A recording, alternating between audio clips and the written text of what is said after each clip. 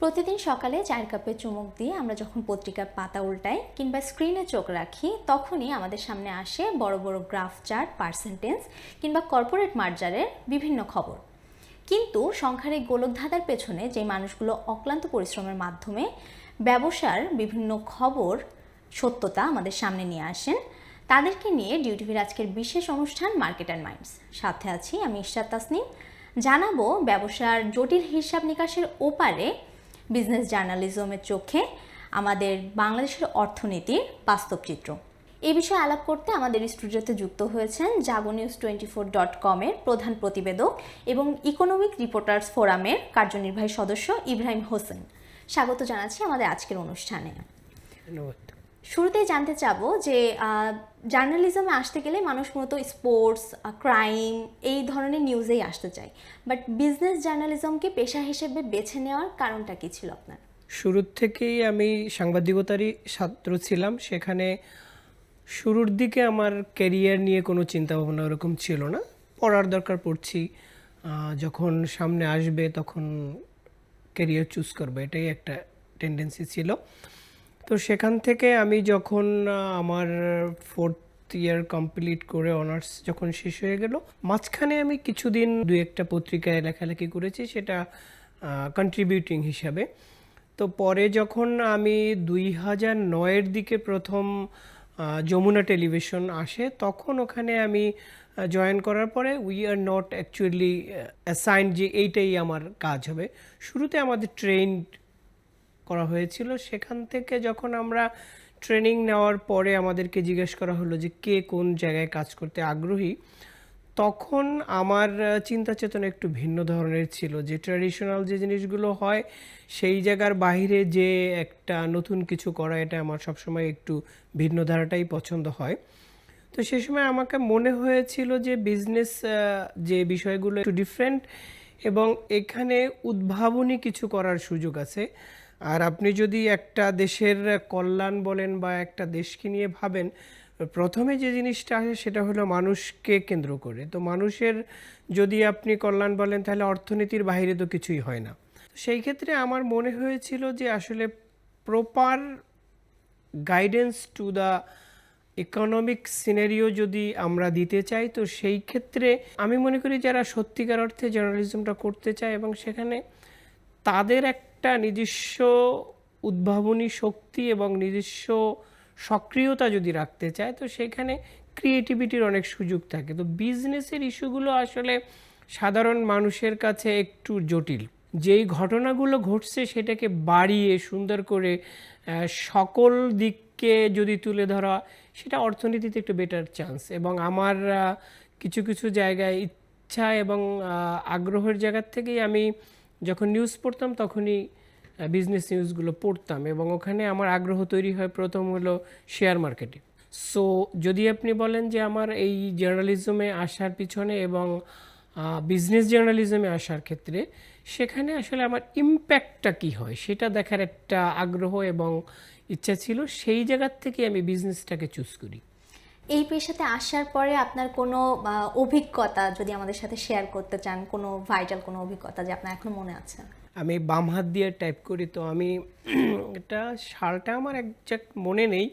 তো আমি একটা ওয়েব তখন অ্যাভেলেবেল অনলাইন আসে নাই, ইট মেবি 4-5-এর দিকের কথা, আমি 3rd ইয়ারে পড়ি এরকম হবে।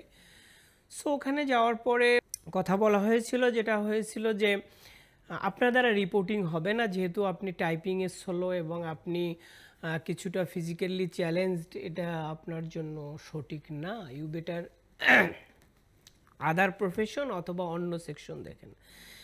That was A turning point for me, because আমি চিন্তা করেছিলাম যে আমার কাজটা তো আমি করবো আমার মেধা দিয়া। তো সো যেহেতু মেধাভিত্তিক কাজ, so I will not be unable to do that. আমাকে চ্যালেঞ্জ হিসেবে নিতে হবে যে আমি এটা করে দেখাবো এবং আমার দ্বারা এটা সম্ভব।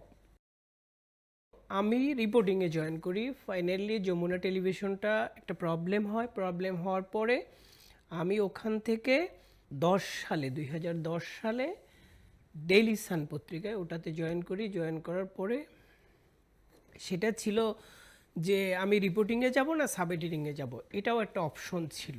বাট আমার চ্যালেঞ্জ এবং আমার যে ইচ্ছা সেটা ছিল যে আমি রিপোর্টিং করব এবং আমি প্রমাণ করব যে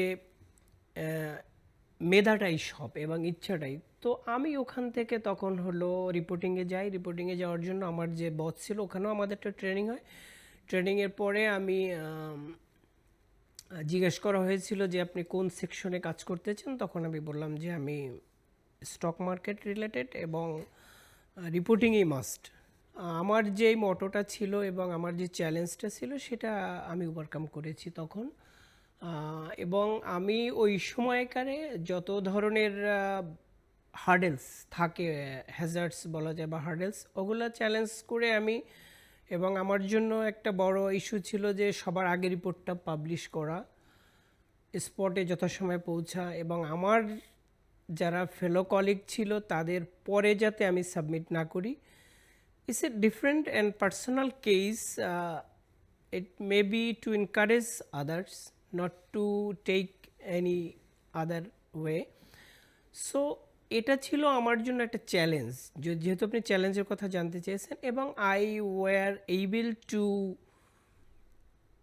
প্রুভ দ্যাট যে একজন মানুষ সে যদি চায় এবং তার ইচ্ছা থাকে এবং তার কোনো ব্যারিয়ারই আসলে ব্যারিয়ার না, সেইটা আমি ওভারকাম করে দেন আমি আমার ক্যারিয়ারে যতগুলো চ্যালেঞ্জ ছিল সবগুলা শুধু ওভারকামই করি নাই, অন্যান্যদের তুলনায় আমি আমাকে প্রতিষ্ঠিত করতে পেরেছি। এবং আমি আমাদের সমসাময়িক যারা ছিলেন তাদের থেকে কোনো অংশে পিছিয়ে ছিলাম না, বরং পুরস্কার বলেন, হাউজে আমার রোল বলেন, এবং আমার যে অ্যাচিভমেন্ট সেখানে আমি অন্যদের তুলনায় এগিয়েছিলাম।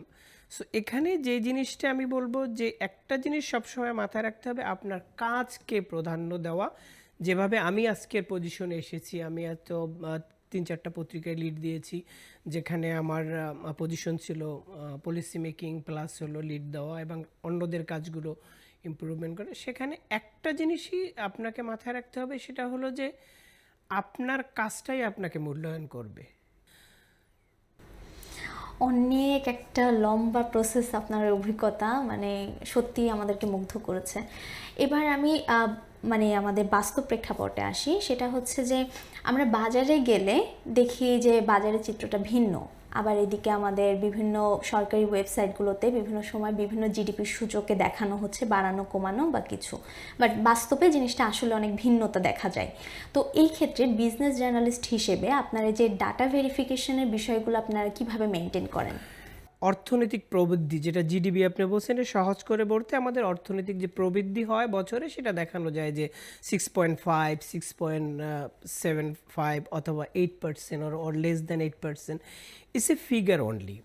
সো এইটা দিয়ে আপনি মানুষের যে প্রশ্নটা তুলেছেন যে এইটার সাথে মানুষের জীবনযাত্রার এবং মানুষের ভাগ্যের পরিবর্তন হচ্ছে কি না, আবার যে কোয়েশ্চেনটা রেজ করেছেন সেটা হলো যে আমরা ইনফ্লেশন ডেটা যেটা দেখি, আবার বাজারে যে প্রাইসটা দেখি সেটার সাথে আসলে কতটা সামঞ্জস্য থাকে এবং এই ডাটাটা আমরা কীভাবে ভেরিফাই করি। This is very unfortunate to say they আমাদের দেশের যে ডাটার অ্যাকুরেসি এবং ডাটার অ্যাভেলেবিলিটি, এটা খুবই সমস্যায় জর্জরিত বলবো। ডাটা অ্যাভেলেবিলিটিতে যদি যাই, এটা একটু পরে আসি, তার আগে অ্যাকুরেসিতে যাই আমি। আমাদের দেশে আপনি জানবেন বাংলাদেশ ব্যাংকের রিসেন্ট গত বছর বা তার আগের বছর একটা সংশোধন করা হয়েছে যে সেখানে কয়েক বিলিয়নের বৈষম্য দেখা গেছে, যে আসল যে ডেটাটা সেটা আসলে না। আবার আমাদের ইনফ্লেশন রেট যখন 10-এর উপরে থাকে, অর্থাৎ ডাবল ডিজিট, সেখানে আপনি একরকম চিত্র, আবার দেখবেন সিঙ্গেল ডিজিটে আসছে। আমাদের লাস্ট মান্থের ডেটাও যদি বলি, আমরা লাস্টে 9.42% হলো আমাদের ইনফ্লেশন রেট, কিন্তু বাজারে গেলে আপনি 120 টাকায় আপনার সবজি কিনতে হচ্ছে। সো এখন প্রশ্নটা হলো, তাহলে এই যে আমরা সবজির দাম দিচ্ছি অনেক হাই, আমাদের লিভিং এক্সপেন্সিভ অনেক হাই, কিন্তু ইনফ্লেশন রেট স্লো।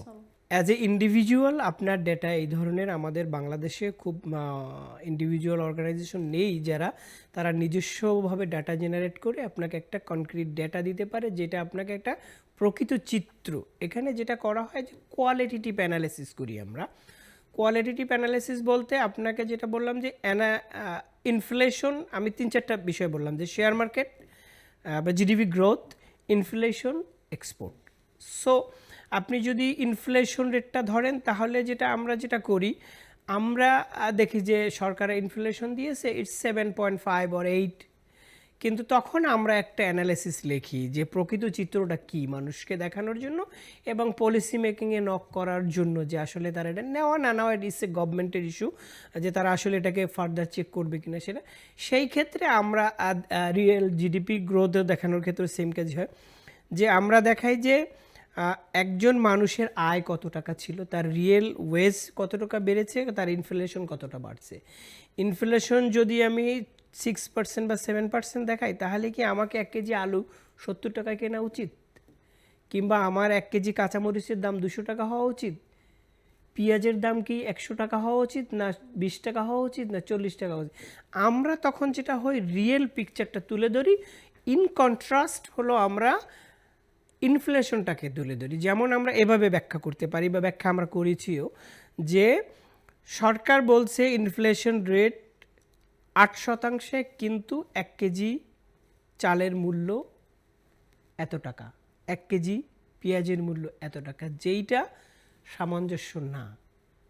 এখানে ইকোনমিস্টরা তখন কি বলে, তাদের মুখ দিয়ে, যেহেতু অ্যাজ এ রিপোর্টার হিসেবে আমরা নিজের মতামত দিতে পারি না, সেখানে আমরা ইকোনমিস্টদেরকে দিয়ে রিয়েল সিনারিওটা ব্যাখ্যা করে বোঝাতে চেষ্টা করি। আর ধরেন জিডিপি গ্রোথকে চ্যালেঞ্জ করেও আমরা অনেক সময় রিপোর্ট করি। জিডিপি গ্রোথ 8.15 ছিল, এক সময় 7.5 ছিল। তো আমরা তখন বলি যে যে দেশের জিডিপি গ্রোথ এই সাইজ, সে দেশের মানুষের কর্মসংস্থান, নতুন জব ক্রিয়েশন, মানুষের দারিদ্র্যের হার এই লেভেলে হওয়া উচিত না। This is qualitative analysis. সুতরাং এখানে কোয়ালিটি আর কোয়ান্টিটি এবং সার্কামস্টান্সেস দিয়ে যে এভিডেন্স থাকে, সার্কামস্টান্সিয়াল এভিডেন্স দিয়ে আমরা প্রুভ করতে চেষ্টা করি যে আসলে এই বিষয়টা কোয়েশ্চেনেবল। এটা ডাটা ভেরিফিকেশনের সুযোগ খুবই কম, কারণ সেকেন্ড আর একটা সোর্স নাই। যে এত ধরনের প্রেশার আপনারা পান এই কাজটা করতে যেয়ে, এবার আমি আপনার ব্যক্তিগত জীবনে আসি, যে এই যে বাইরে এত ধরনের প্রেশার এর মধ্য দিয়ে আপনি কাজটা করছেন, ব্যক্তিগত লাইফে এসে আপনি পরিবার এবং নিজের লাইফটাকে কিভাবে লিড করছেন, আর কি সামাল দিচ্ছেন কিভাবে? এটা তো আমাদের একদম পার্সোনাল ব্যক্তিগত জীবন, সেখানে আমি যাওয়ার আগে একটা কথা বলবো। দেখেন, journalism it's always is challenging, এবং এখানে মোস্ট চ্যালেঞ্জিং আমরা থার্ড ওয়ার্ল্ড কান্ট্রি বলবো। বাংলাদেশের যদি দেখেন, রিসেন্ট আমি একটা গবেষণার কাগজ পড়তেছিলাম, সেখানে আর্টিকেলটা ছাপা হয়েছে বোধহয় সেই জার্নালে। সো আপনার প্রেশার তো কাজের pressure, you can take it or you can minimize it, কিন্তু ডিফারেন্ট কাইন্ড অফ প্রেশার যেটা আসলে নেওয়া যায় না, আপনি সেটা যদি বলেন, সেটা একটা আসপেক্ট। সেটা জানতে চাইলে সেটা আমি বলবো। আর আমাদের ফ্যামিলির সাথে আমরা কিভাবে ব্যালেন্স করি, সেটা হলো আমাদের তো ফ্যামিলির যারা আপনার কি বলা যায় এটাকে, সময় আসলে কম, তুলনামূলক কম দিতেই পারি আমরা ফ্যামিলিতে, বিকজ এটা 24 hour jobs journalism on kind of. কারণ হলো রাত 12টা একটা ঘটনা ঘটলে আপনাকে সেটা অ্যাড্রেস করতে হয়, কোথাও কোনো ঘটলো কি না, ইভেন বাসায় বসে কাজ করতে হয় অনেক সময়। তারপরেও আমরা যেটা করি, একটা হলিডে থাকে, সেই হলিডেটাতে আমরা ফ্যামিলির সময় দেই, বাইরে কোথাও যাই। যেমন আমার ক্ষেত্রে যেটা আমি করি, ধরেন আমার 2টো ছেলে, তো প্রতিদিন তো আর তাদেরকে নিয়ে বাইরে যাওয়া বা প্রত্যেক সপ্তাহে যায় না, কিন্তু আমাদের একটা রুটিন থাকে। আমি জানি না অন্যরা কীভাবে এটা ওয়ার্ক এবং লাইফের ভিতরে ব্যালেন্স করেন। আমি যেমন আমার ছেলেকে, ও ক্লাস 6-এ পড়ে, ওর একটা ডিমান্ড আছে, আমাদের টার্গেট থাকে যে মাসে অথবা 2 মাসে একবার আমরা বাইরে খেতে যাব, 3 মাসে একবার হয়তো কোনো একটা বিনোদন জায়গায় ঘুরতে যাব। তারপরে বছরে 2বার বাড়িতে যাব। এর বাহিরে আমরা আসলে যে খুব বেশি সময় দিতে পারি না, বাট একটা কোয়ালিটি টাইম, যেটা হয়তো রাতে অফিসে যখন প্রিন্টে কাজ করতাম, যেতে যেতে 11টা, 11:30, 12টা বেজে যেত, তারপরে ওই বাচ্চা জেগে আছে, তার সাথে তাকে যে 10 মিনিট কোয়ালিটি টাইম দেওয়া, তাকে বোঝানো। আর যারা আসছেন, পেশায় আসেন এবং যারা আসতে চান, এখানে আপনাকে আসলে যদি মেন্টাল স্টেবিলিটি মেনটেন করতে চান, আপনাকে ফ্যামিলিকে একটা কোয়ালিটি টাইম দিতে হবে। সেইটা ওয়ার্ক এবং লাইফের ভিতরে ব্যালেন্স করে অফিসে থাকা অবস্থায় ফোন দেওয়া, তারপরে ধরেন আসতে পারতেছেন না, একটা প্রোগ্রামে এঙ্গেজড হয়ে গেলেন, তো ফোনে জানিয়ে দেওয়া যে আমি আসলে আজকে ডিনারটা করতে পারছি না, বাইরে করতে হবে। থাকে প্রোগ্রাম থাকে, বিশেষ করে বিজনেস রিপোর্টারদেরকে ডিনার, বিভিন্ন ধরনের প্রোগ্রাম থাকে, সেইখানে এটাকে দুটোর মধ্যে একটু ব্যালেন্স করতে হয়। ডিজিটাল যুগে এসে যেটা হয় যে সব জায়গায় কম বেশি আমরা এআই ইউজ করে থাকি, আর্টিফিশিয়াল ইন্টেলিজেন্স। তো এই ক্ষেত্রে আমাদের বিজনেস জার্নালিজমের ক্ষেত্রে আপনি এই এআইকে কতটুকু মনে করছেন যে এটা ভবিষ্যতে আপনাদের কাজগুলোকে বদলে দিতে পারে বা সহায়তা করতে পারে? ডেফিনেটলি আপনার যদি টেকনোলজি বা ইনফরমেশন টেকনোলজির যেই উন্নয়নটা ঘটেছে গত কয়েক বছরে, এইটাকে বাদ দিয়ে তো সামনে আগানো যাবে না। কিন্তু ভিজুয়ালাইজেশন, এখন আপনার এআই হইল জাস্ট টু সাম এক্সটেন্ট, আপনি যদি বলেন এটা হলো একটা ইনপুট ডিভাইস, আপনি আউটপুট ডিভাইস, আপনি ইনপুট দিলে সে আউটপুট দিবে। আপনি কিভাবে ব্যবহার করবেন সেটার উপরে আপনার ডিপেন্ড করবে যে এটা কি আপনার সহায়ক ভূমিকা পালন করবে, নাকি আপনাকে একটা অন্য দিকে নিয়ে যাবে, নাকি আপনি ডিপেন্ডেন্ট হয়ে যাবেন। যদি আমি বলি যে এআই এর ব্যবহার ক্ষেত্রে একটা গুড থিংস, যে এটা আপনাকে ভিজুয়ালাইজেশনে অনেক হেল্প করতেছে। ডেটা আমরা যখন ইনফরমেশনটাকে অ্যাকোমোডেট করে এটাকে একটা যখন রূপ দিতে চাই, মানুষের কাছে বোধগম্য করে তুলে দিতে, সেই ক্ষেত্রে এআই এর ব্যবহার আপনার জন্য একটা গ্রেট উইন্ডো ওপেন করছে। আপনি যদি সেটার প্রপার ব্যবহার না জানেন, আপনি যদি টেক্সট থেকে রিপোর্ট বানানো কিংবা কপি করা কিংবা মডিফাই করার ক্ষেত্রে, ইমপ্রুভমেন্ট করার ক্ষেত্রে ব্যবহার করেন, এইটা আসলে খুব কাজে দিবে না আপনাকে, বরং ডিপেন্ডেন্ট করে তুলবে। কিন্তু আপনি যদি ডেটা জেনারেশন বা ডেটা অ্যানালিসিস করার ক্ষেত্রে ব্যবহার করতে পারেন, এটা ডেফিনেটলি আপনাকে সহায়তা করবে। ট্রেন্ড অ্যানালিসিস করার ক্ষেত্রে ধরেন আপনি 10 বছরের ডেটা অ্যানালিসিস করবেন, সেখানে 10 বছরে কেমন ছিল, কোথায় কি, এই জিনিসগুলো অ্যানালাইসিস ক্ষেত্রে আপনাকে কিন্তু এআই এর সহায়তা নিলে আপনি খুব সুন্দর করে একটা প্রেজেন্টেশন দিতে পারবেন যে 10 বছর আগে এখানে ছিল, এখান থেকে এখানে গিয়েছে, এই জিনিসগুলো আসলে পরিবর্তন করে এই জায়গায় দাঁড়িয়েছে, সেটা একটা জিনিস হতে পারে। এবং গ্রাফিক্যাল প্রেজেন্টেশন যেটা, সেইটার ক্ষেত্রেও এআই এর ব্যবহার চমৎকার, কারণ আপনি সময় বাঁচতেছে, আপনাকে বারবার এটা একটা ডিজাইন দিচ্ছে এবং বিভিন্ন অ্যাঙ্গেল শো করে দিচ্ছে। ডেফিনেটলি এ গুড থিংস আমি বলবো, কিন্তু you have to learn how to use this. আপনি যদি প্রপারলি ইউজ না করতে পারেন তাহলে হবে না। তবে এআই এর ভালো ব্যবহার করার জন্য আসলে উচ্চতর একটা ট্রেনিং যেটা ব্যবহার করা দরকার, এটা প্র্যাকটিক্যাল ট্রেনিং দরকার। শুধুমাত্র অ্যাকাডেমিক্যালি যে ট্রেনিংগুলো হচ্ছে সেইভাবে না, এটাকে কাজে প্রপারলি ব্যবহার করা এবং সেটাকে মানুষের কাছে থেকে ফিডব্যাক নেওয়া। আপনি দেখবেন এখন এমন একটা জিনিস হয়েছে যে আপনি এআই জেনারেটেড একটা গ্রাফিক্যাল প্রেজেন্টেশন দিলে ওটার নিচেই দেখবেন যে পাঠক কমেন্ট করতেছে যে এটা আসলে তো এআই দিয়ে বানাইছে, এটা এই সমস্যা, এটা এভাবে না হয় এভাবে হইলে ভালো। এই যে তাদের যে ফিডব্যাকটা নেওয়া, এই বোথ এন্ড থেকে যদি কাজ করেন, ডেফিনেটলি এআই বিজনেস জার্নালিজম না, ওয়াল জার্নালিজমের ক্ষেত্রেই, অল সর্ট অফ জার্নালিজমের ক্ষেত্রে কাজ করবে। তবে সেটা অবশ্যই উইদিন লিমিট এবং সিস্টেমেটিক হতে হবে। আচ্ছা, বিজনেস জার্নালিজমের ক্ষেত্রে আমরা দেখি যে বিভিন্ন ধরনের গ্রাফ, চার্ট এগুলো ইউজ করা হয়।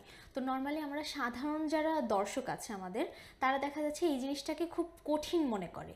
তো অ্যাজ এ বিজনেস জার্নালিস্ট আপনার মানে কোনো সুপারিশ আছে যে এইটাকে কিভাবে আরও ডেভেলপ করা যায়, অডিয়েন্সের কাছে আরও এঙ্গেজফুল করা যায় কিভাবে? না, আপনি এখানে একটা জিনিস আছে, যেই জিনিসটা হলো আপনার প্রবলেম, সেটা হলো যে আপনি পাঠককে যদি বোধগম্য করতে চান, জিনিসটা মোর ক্লিয়ার করতে হবে এবং রিলেভেন্ট করতে হবে। সেই জিনিসটা ধরেন আপনি বললেন যে এই বছরে 5,000 কোটি টাকা বাজেটে বরাদ্দ রাখা হয়েছে এআই ডেভেলপ করার জন্য। কিন্তু এখন যেই মানুষটা এআই বুঝে না তার কাছে কিন্তু এটা কোনো মিনিং ক্রিয়েট করবে না, ঠিক আছে। আবার যদি আপনি বলেন যে এই বছরে বাজেটে এতগুলো টাকা রাখা হয়েছে থোক বরাদ্দ, আমি থোক বরাদ্দটা দিয়েই বুঝাই। তো থোক বরাদ্দ সমান সমান হলো যে 5,000 কোটি টাকা। এখন 5,000 কোটি টাকা থোক বরাদ্দ, এটা সাধারণত ধরেন বন্যা পরিস্থিতি, ঝামেলা, নতুন কোনো ধরনের প্রবলেম উপস্থিত হলে সেগুলোর জন্য। 5,000 কোটি টাকার যে মিনিং, সেই মিনিংটা আপনি কিভাবে পাবলিককে বুঝাবেন? আপনি বলতে পারেন যে 5,000 টাকা দিয়ে পদ্মা সেতুর মতো 2টো ব্রিজ করা সম্ভব। এটা আমি উদাহরণের জন্য বললাম, ব্যয় তো অনেক বেশি হয়েছে।